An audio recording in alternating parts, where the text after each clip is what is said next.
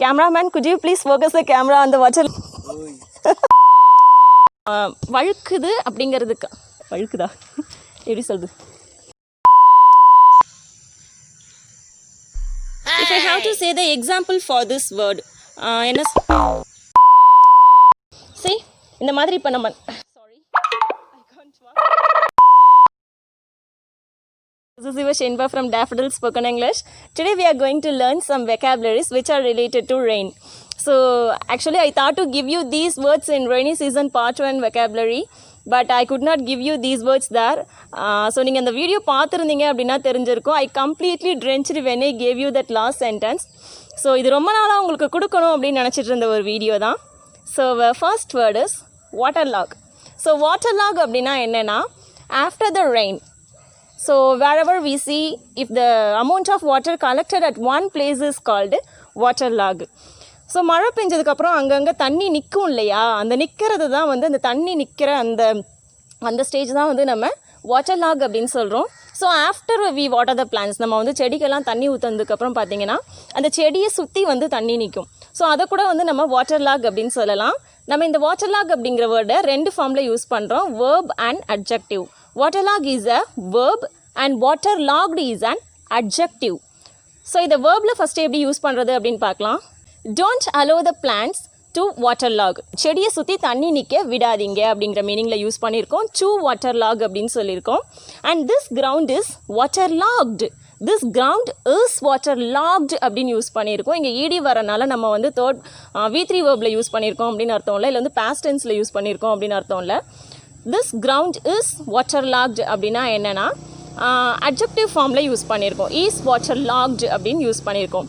So waterlog is nothing but if the amount of water collected at one place, உங்கள் வீட்டை சுற்றி இந்த மாதிரி இங்கே தண்ணி நிற்கிது மழை பெஞ்சு அப்படின்னா நம்ம வந்து waterlog அப்படிங்கிற வேர்டை யூஸ் பண்ணிக்கலாம். So this ground is waterlogged.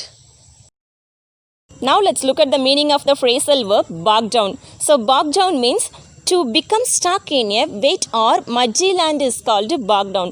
So when we have to walk through the water, இந்த மாதிரி ஒரு muddy land இல்லை வந்து ஒரு wet லேண்டில் வந்து நம்ம வாக் பண்ணுறோம் அப்படின்னா அந்நேரம் if you get caught in the mud, நம்ம வந்து அந்த நம்மளுடைய கால் வந்து சம்டைம்ஸ் அந்த மட்டில் வந்து மாட்டிக்கும், இல்லைனா சம்டைம்ஸ் வெஹிக்கிள் வந்து அந்த மட்டில் வந்து ஸ்டக் ஆயிரும்.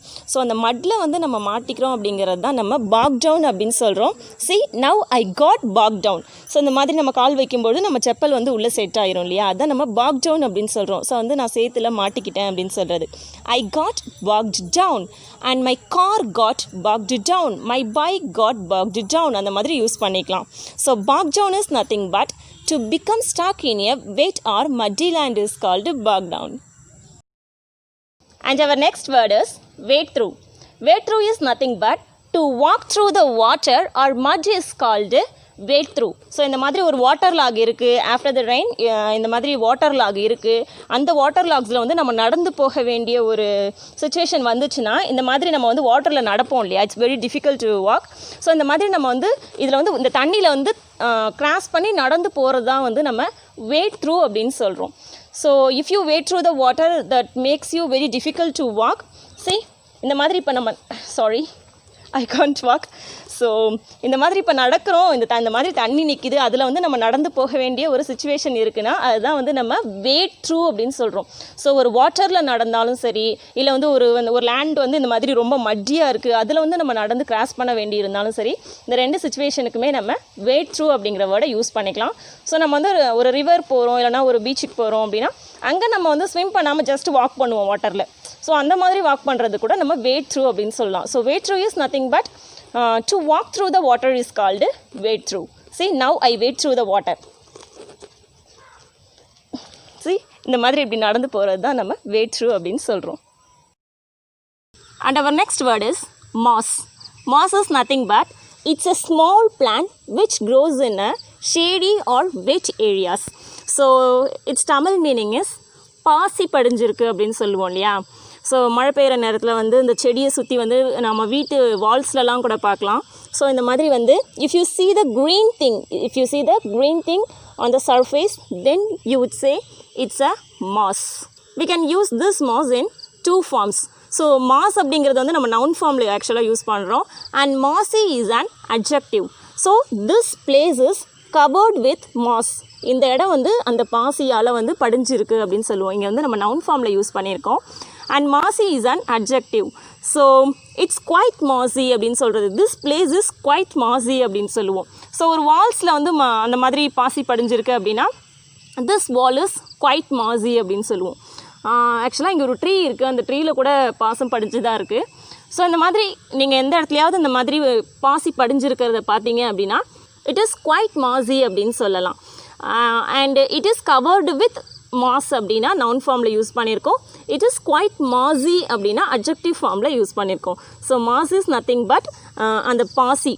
If you see a green thing on the surface is called moss. It's a small green plant which grows in shady and wet areas. Next word I would like to teach you is mud puddle.